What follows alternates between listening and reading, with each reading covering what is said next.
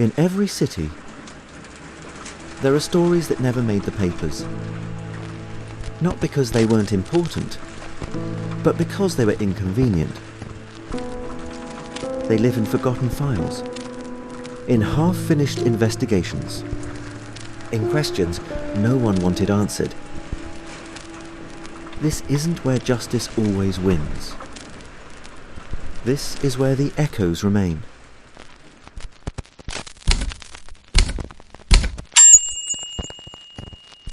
This is Reverberating Noir.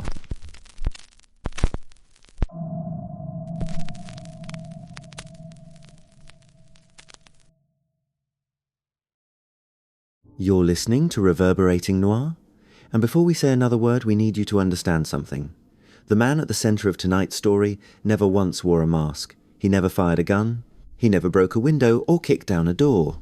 He walked into banks the same way you and I walk into a room, like he belonged there, like he designed the place, because sometimes he had. Historians estimate that by the mid-1800s and 70s, roughly 80% of all bank robberies in the United States could be traced directly or indirectly back to a single architect. Not a crime boss, an architect. A man who used the same skills that build cities to quietly dismantle them. Tonight, we're going into the shadow of George Leonidas Leslie, the man who didn't just rob America, he rebuilt crime itself from the inside out. This is Reverberating Noir. Let's establish the world first, because context matters here. The Civil War ended in 1865, and what followed wasn't just peace, it was a fever, an economic fever. Railroads, steel, oil. Fortunes assembled in months that used to take generations, and with all that wealth came banks. Dozens of them, hundreds, sprouting in every city, every town, stuffed with gold and paper currency and the savings of ordinary people who had no other place to put their trust. Trust. That word is going to come back. It always does. Security in that era was almost laughably thin. No alarms, no cameras, no electric systems of any kind. A vault combination known to 2 or 3 men, a night watchman maybe. In some institutions, the only thing standing between a thief and $1 million was a locked door and the assumption that no one would bother. And into that world stepped a man from Cincinnati, son of a beer baron, graduate of the University of Cincinnati's architecture program. By every measure, a gentleman. And then, almost overnight, nothing. His parents died. His fiancée left him. The city he'd grown up in had already quietly marked him as a coward. His father had paid $300 to keep him out of the Civil War. That wasn't unusual for wealthy families at the time, but it followed him. So he sold everything, boarded a train, and arrived in New York City sometime around 1869. A man with impeccable manners, a first-class education, and absolutely nothing left to protect. That combination, brilliance, humiliation, and nothing to lose, is one of the most dangerous things a society can produce. And New York didn't see it coming. Because Leslie didn't look dangerous, he looked impressive. He checked into the Fifth Avenue Hotel, one of the most prestigious addresses in the country at the time. He cultivated friendships with engineers, financiers, architects.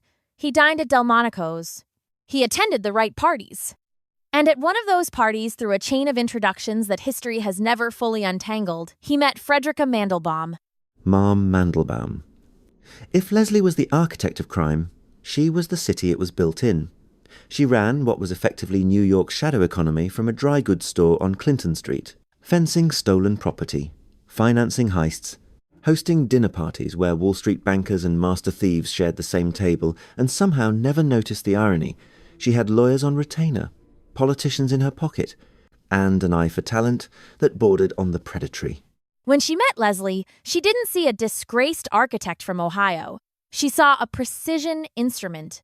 Someone who could do what none of her existing crew could think, like the people who built the systems she wanted to break. And Leslie? He saw something too. A room full of people who didn't care about Cincinnati, didn't care about the war, didn't care about his father's money or his fiancée's opinion. They only cared about what he could do. For a man who'd spent years being defined by what he hadn't done, that must have felt like oxygen. And what he could do was extraordinary. Most bank thieves of the era operated on force or speed. Sledgehammers, crowbars, get in, get out, accept the noise and the risk. Leslie operated on something else entirely: patience and architecture. He would open an account at a target bank, walk the floor as a customer, count steps, note the angle of the light at different hours, watch how long a guard paused at a particular window. He studied blueprints the way other men read scripture, looking for the thing the designer hadn't thought about: the seam, the assumption, the place where trust had been substituted for engineering. And then he invented something. A device so simple it's almost elegant. He called it the Little Joker. A thin piece of wire, or in some accounts, a small mechanical insert placed inside a vault's combination lock. Over days, as the teller worked the dial in the normal course of business, the device recorded the movement of the tumblers, etching the combinations silently, invisibly from the inside out. No drilling, no explosives, no sound at all, just physics. And patience. Think about what that means. He wasn't breaking the lock. He was listening to it, letting it tell him the answer. There's something almost philosophical about that. The vault, doing its job every single day, quietly giving itself away. And then came the rehearsals. This is the detail that I find most unsettling about Leslie. Not the device, not the planning, the rehearsals. In Mandelbaum's warehouse, he built full-scale replicas of bank interiors. The dimensions exact. The materials matched as closely as possible, and he ran his crew through them, in darkness, blindfolded, timed to the second, until the layout of a building they'd never legally entered lived in their hands and their feet the way a musician knows a piece of music they've practiced for years. One mistake. Back to the beginning. Perfection isn't optional, he reportedly told them. It's the only thing standing between us and a noose. He wasn't wrong, and he wasn't bluffing. In June of 1869, his debut, the Ocean National Bank, $768,000, roughly $20 million in today's terms. No violence, no witnesses, almost no trace. The Pinkerton detectives, the most feared private investigators in the country, had nothing. By 1876, the Northampton Bank in Massachusetts, $1.6 million. The same silence, the same ghost. While Pinkerton agents were chasing Jesse James across Missouri on horseback front-page news, dime novel legend Leslie was at a dinner party in Manhattan, passing the salt. Discussing the architecture of the new post office, he was the story they weren't reading, the crime they hadn't named yet. And that invisibility was structural. It wasn't luck.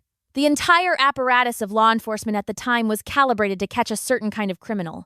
Violent, visible, working class. Leslie didn't fit any of those categories. He fit the profile of the victim, not the perpetrator. And so he moved through the system the way water moves through a wall, finding every crack that was never meant to be a crack. That's the thing about systems built on assumptions. They only catch the people the designers imagined. Everyone else just walks through. Then came 1878, and the fracture. Leslie had rules. Absolute ones. No violence. Not because he was squeamish, but because he understood something his crew didn't. Violence changes the category of a crime. It turns a theft investigation into a murder investigation. It brings resources, attention, and a different kind of pressure. Blood on the floor, he reportedly said, drowns the gold. It was a practical rule, not a moral one, and that distinction mattered. June of 1878. A bank in Dexter, Maine. 2 of Leslie's men acting against his explicit orders shot the cashier, point blank. And just like that, the equation changed. Because now Leslie wasn't just a thief.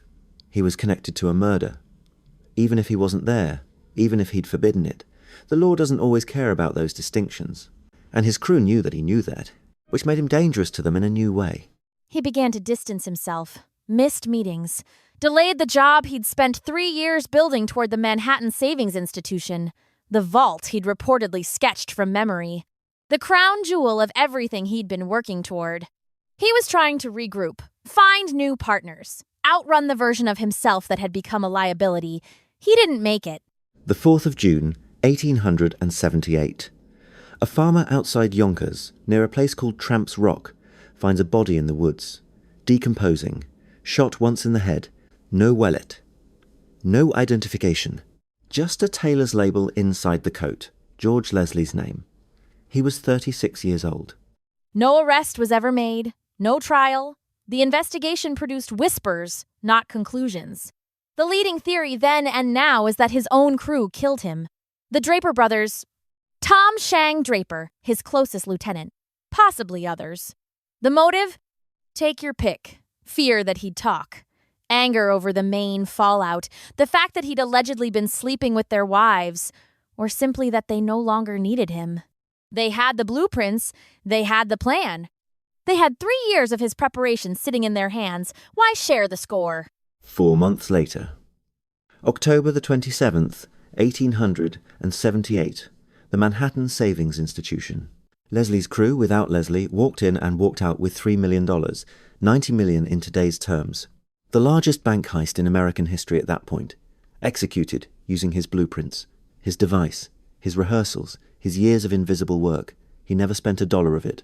He was in an unmarked grave at Cypress Hills Cemetery. The architect, absent from his own masterpiece. And here is what I find most disturbing about this case. Not the heists, not the murder, but the aftermath. The Manhattan Savings robbery triggered one of the largest criminal investigations in New York history. Several of the crew were eventually caught. Marm Mandelbaum fled to Canada in 1884 to avoid prosecution. The Pinkerton Agency eventually pieced together Leslie's role posthumously. But here's what never happened. No one ever fully answered the question of how. How one man, operating in plain sight for nearly a decade, could account for the majority of bank crime in the most heavily policed country in the Western world. The answer, if we're being honest, is that no one was looking for him. Because no one had imagined him. That's the part that doesn't age. Every security system, every vault, every protocol, every safeguard is built to stop the threat the designer conceived of. The threat they imagined, the threat that looked like a threat. Leslie didn't look like a threat. He looked like a colleague, a dinner guest, a man who understood the building even better than you did because he was the one asking all the right questions and you assumed that was just professional curiosity. The modern security infrastructure we take for granted, biometric locks, motion sensors, multi-factor vault systems, a significant portion of it exists because of what Leslie exposed. Not because of what he stole, because of how... He didn't find a flaw in the technology, he found a flaw in the assumption. The assumption that the person with the best understanding of a system must be on the side of the system. That's not a 19th century assumption. That's a human one. Think about where that assumption lives today. In the people who build the platforms that carry your private communications. In the engineers who design the infrastructure your money moves through. In the architects of the systems, digital, financial, civic, that you interact with every single day without ever seeing the blueprint. You trust them, not because you verified them. Because it's easier than imagining the alternative. And that's what Leslie understood, perhaps better than anyone of his era. He didn't hack locks, he hacked complacency. The specific, structural complacency of people who believe that the man with the pencil and the plan is always building something for you. What we still don't know, what the historical record genuinely cannot answer, is whether Leslie ever wanted out. Whether the distancing after Maine was survival instinct, or something closer to conscience. Whether the man who reportedly sketched that vault in his sleep ever lay awake for different reasons, we don't know. The body in the woods didn't leave notes. I keep coming back to that warehouse. Moonlight through dirty windows, his crew moving through the dark, blindfolded, silent, counting steps in a building that doesn't exist yet, rehearsing, perfecting, and Leslie watching them, stopwatch in hand. Already 3 moves ahead. He built something in that warehouse that outlasted him, outlasted his crew, outlasted the investigation that never quite named him. He built a method. And methods don't die with the man who invented them. They find new hands, new rooms, new blueprints. The most dangerous ideas don't announce themselves. They arrive quietly, in a tailored suit, already knowing the layout, already inside. If this story stayed with you and we think it will subscribe to Reverberating Noir, every episode we go into the cases that don't resolve cleanly, the ones that leave something behind. You'll find us wherever you listen. And if you're watching on YouTube, the subscribe button is right there. It takes 2 seconds. And it means we can keep going deeper. George Leonidas Leslie, buried in an unmarked grave. No trial, no confession, no final accounting. Just a body in the woods, and $3 million walking out of a vault he designed without him. Some men leave monuments, Some men leave warnings. Leslie left both. And we're still living inside them. The Manhattan savings case was eventually closed. Some convictions, some acquittals. The money was never fully recovered. And the question that started all of this, how one man could architect 80% of a nation's bank crime and remain invisible for nearly a decade, was never formally answered. Because the system that would have needed to answer it was the same system he'd already walked through. The blueprints are still out there. They always are. Waiting for someone who knows how to read them.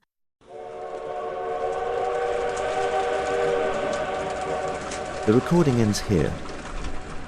But the case doesn't. Somewhere, the evidence still exists. The questions still wait. If this story stayed with you, if it followed you into the silence, subscribe to Reverberating Noir. Not for us, for the stories that refuse to disappear.